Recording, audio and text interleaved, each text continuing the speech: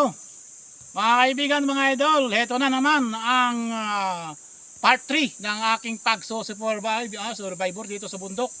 Kanina ay naghukay ako ng lupa at inilagay yung bigas. Nagsaing ako sa damit kanina. At siyempre, bago magsaing na walang pusporo ay hiniwa-hiwa ko kanina yung kawayan para magpapoy. At ayun nga, nagawa ko nga kanina sa part 2. Heto na yung part 3 mga idol, yung pangatlong episode na ng aking pagiging survivor sa bundok. Ang resulta ngayon ay huhukayin ko na ngayon yung aking niloto. Heto, huhukayin ko na, baka tagumpay. At sana ay nagtagumpay tayo sa pagluluto sa damit. Ito, huhukayin ko na idol ha, walang daya-daya to. Talagang totoo ito. Totoo na nakabaon sa lupa. Ito na, huhukayin ko na ng dahan-dahan at mainit pa, iniin ko pa. At yung isa, yung aking ulam, ayun o, nakalagay doon sa kawayan yung aking ulam na gulay. Ayan o, pinapainit ko pa doon sa kawayan yung aking ulam dahil wala nga kaldero. At ito na mga idol o, dahan-dahanin na nating hukayin. At sana nagtagumpay tayo sa ating pagluluto sa damit.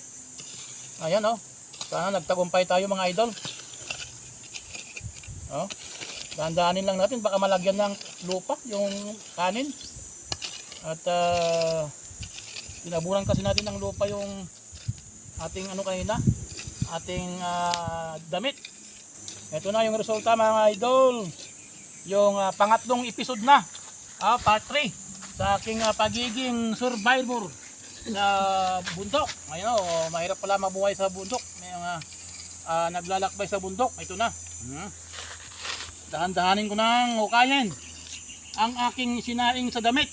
Yun o, talaga namang ako'y kinakabahan. Baka mamaya ay hindi naluto, mapapahiya tayo sa buong mundo nito. Pero ito, manalig tayo sa ating ginagawa. First time lang naman natin na ginawa to. First time ko lang ginawa to idol. At titignan natin kung ako ay nagtagumpay ba. Ito, titignan natin mga idol kung nagtagumpay tayo sa ating pagsasaing sa damit. Sana nga naluto. Sana nga naluto at makakakain na ako. Oo, kanina pang nagugutom. Kanina pang nag-aabang-abang kung paano magsaing sa damit. Yan o. Sana nga naluto. At pa naluto ito, talagang ipinagmamalaki natin sa buong mundo.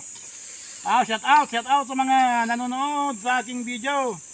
Shout out po sa mga tagapanood ng ating video. Ito na po yung pangatlong episode ng aking pagiging survivor sa bundok. Ito na, hinuhukay ko na ang aking sinaing sa damit. You know? Mahirap talaga kapag maglalakbay sa bundok na walang daladalang kaldero. Ito na. Mulain nating sulyapan ang aking sinaing sa damit. Ayun, sana naluto ito mga idol. At pagka nagtagumpay tayo nito ay maganda pag nagtagumpay tayo.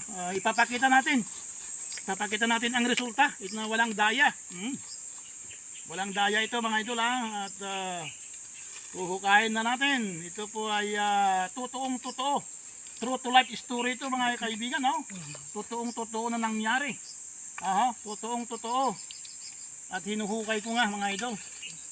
Ayan o, dahan-dahan kasi baka malagyan ng lupa yung aking sinaing sa damit. Ayan o, dahan-dahan lang mga idol, wag magmadali, bawal mag-shortcut. Ayan o, ang mahalaga ay makakain na ako. Ipapakita ko kung paano kumain sa sinaing sa damit. Ayan o, shout out po sa lahat ng mga idol natin, Luzon, Visayas, and Mindanao, nanonood sa aking video. Mula dyan sa Northern Luzon, sa may bandang Apari, hanggang sa Hulo. Shout out din sa mga kaibigan natin sa ibang bansa. Hello to my beloved friends dyan sa ibang bansa. Heto na. Ang aking pangatlong episode na pagiging survivor. Ayan o, binubungkal ko na mga idol ang aking sinaing sa damit. Ayan o, ay talaga namang mainit-init pa yung lupa. mainit-init pa yung lupa at sana po ay maganda yung pagkaluto nito. Hindi tayo mapapahiya. Ayan o. Hinuhukay ko na. Sana maganda ang resulta. Ang aking sinaing sa damit. Ayan o mga kaibigan o. Dahan-dahan natin binubuksan at mainit. Mainit-init. Muli nating buksan ang sinaing sa damit. Ito na mga kaibigan. Muli ko nang binubuksan at ito mainit-init pa. Talaga naman. Mainit. Talagang bagong saing pa talaga.